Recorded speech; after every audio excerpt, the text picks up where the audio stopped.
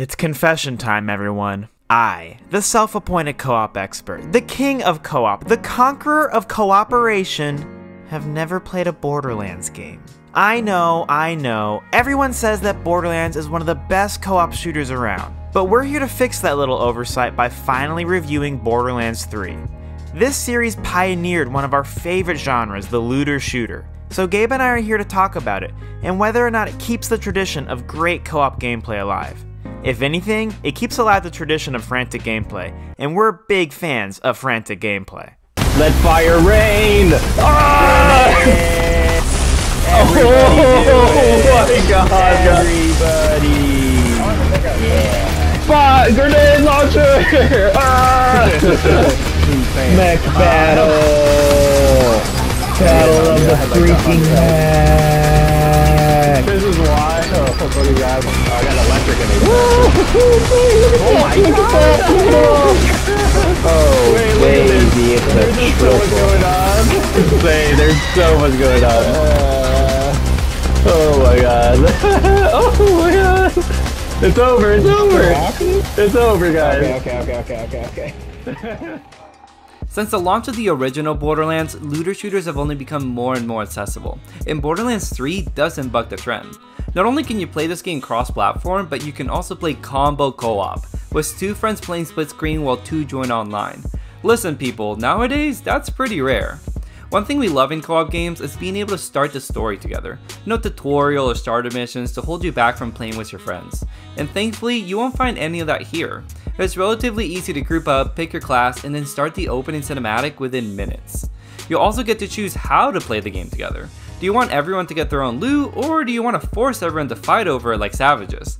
Listen, the choice is yours, okay? One thing we do suggest is make sure the host of the session is the person with the most stable connection, as the session instantly ends if they quit.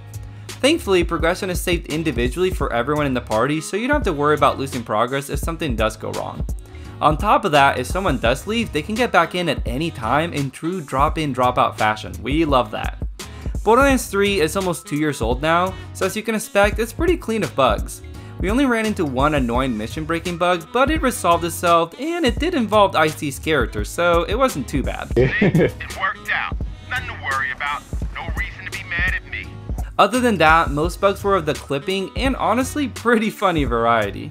Let me see. I couldn't find him. I was like, where is he talking from? Sounds like he's talking from the vending machines. And then I realized he is clipped inside the vending machines. Wait, where? He's inside the vending machine. I was like, it sounds like he's coming from right here, but there's no way. No, he's inside there.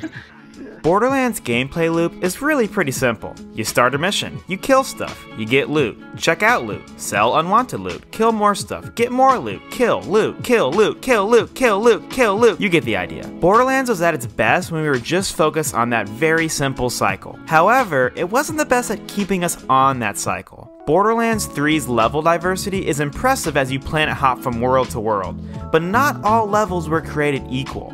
Any of the open world levels where you had to get into a car were like, no! You'd think that your whole squad piling in a car Mad Max style would be super cool. It's not. It's boring, clunky, and incredibly frustrating. The open world also just feels really empty. There are no interesting events or activities to keep you distracted in between missions, and it kind of felt dead compared to games like The Division 2. Borderlands again was at its best when it ditched that open world and went for old school linear levels that really focus on that loop. Like this level on Athena, which, oh man, that was a good level. It was focused, included a lot of shooting and looting, and we loved it. Of course, if you're here and you're into Borderlands, then you're probably here for the guns. And boy, are there a lot of them. There's laser pistols, radioactive shotguns, SMGs that shoot eyes, rifles that spew vomit, my personal favorite, some insane rocket launchers, guns that explode on reload, guns that turn into turrets, or do all sorts of wacky stuff. There's just so many, I'm barely scratching the surface. So yeah, you get it. There's a lot of guns, okay? But the real kicker is, they all play so well. I, unlike Andrew, have played the first Borderlands, and I gotta say, they really stepped up the gunplay here. It's seriously up there with the likes of Destiny. Whether you're aiming down the sights or shooting from the hip, they somehow managed to make each gun feel unique well into the endgame. It's crazy. We even had our favorite gun manufacturers, which is crazy to even say out loud. The bros were big fans of the torque weapons. You know, those are the ones that make anything into a flamethrower. I mean, come on. This is the most fun spawn killing I've ever had in the Yeah, game. this is fantastic. You're turning them ice. I'm lighting them on lightning. And they're on water. This is so Oh stupid. my word. Wow, we just absolutely destroyed them. Now, part of the fun of playing with friends is getting to show off the, I don't know, insane 12 grenade mod you just got, or that sweet new gold gun you picked up, you lucky son of a gun. It's pretty much show and tell for adults, honestly. Okay class, settle down, Andrew's got a new grenade launcher to show everyone. But if hundreds of unique guns aren't enough for you, Borderlands excels at letting your squad create your own unique characters, and Andrew's gonna get right into that. Let's get it. Let's Oh make my it god, happen. how's he getting melted? Oh my gosh, wait, is that it? Wait, is that it? Oh my gosh, what? The dog just demolished him. I literally just That was, got hit. I was ready for like a 5-minute battle. Hey guys, that was 40 seconds. Oh my gosh. For gunplay, Borderlands 3 simply matches and maybe beats another looter shooter in Destiny. But for build diversity and player agency, it's not even a competition. This is where the co-op really starts to shine.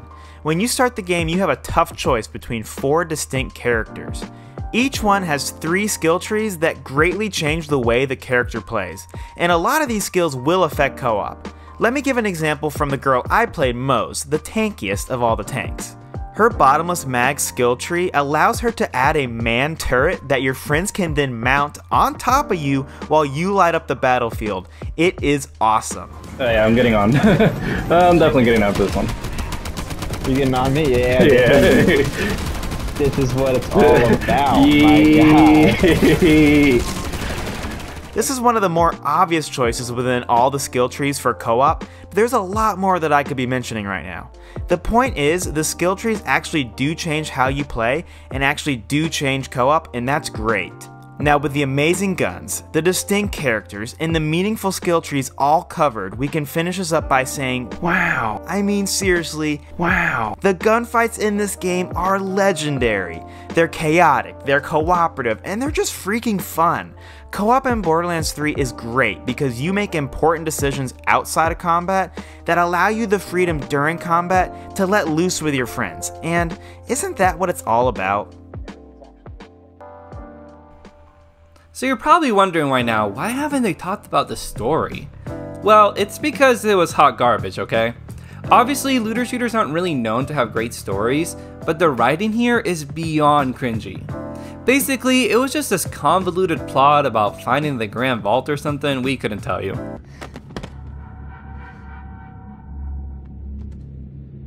Dude, you guys should have seen these sick guns we got in there. Yeah.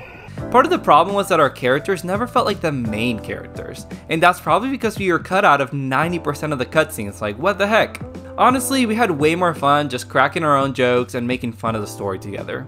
Gearbox, you can hire us for the next one if you want. So where does that leave us? Well, we'd say just forget the story and focus on looting and having fun with your friends. I guess what I'm really trying to say here is, maybe the real Grand Vault was the friends we made along the way. Yeah, I just really wanted to say that. Thanks for watching and checking out our channel. Whether you liked or disliked our video, we'd love to hear your thoughts down below. And if you liked it, please share it with a friend. It goes a long way for us. Also, check us on our socials like GG, where we review every game we play, co-op or not. Otherwise, we'll catch you next time on another episode of The Co-op Bros. Nonetheless.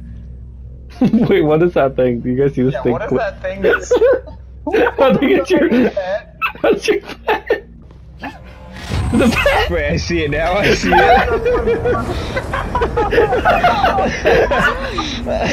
It's so good. Yeah, we're gonna do some Naruto levels really quick.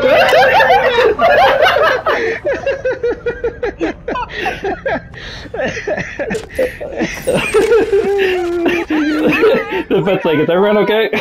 Well, Hi, Mom! maybe next time. Or not.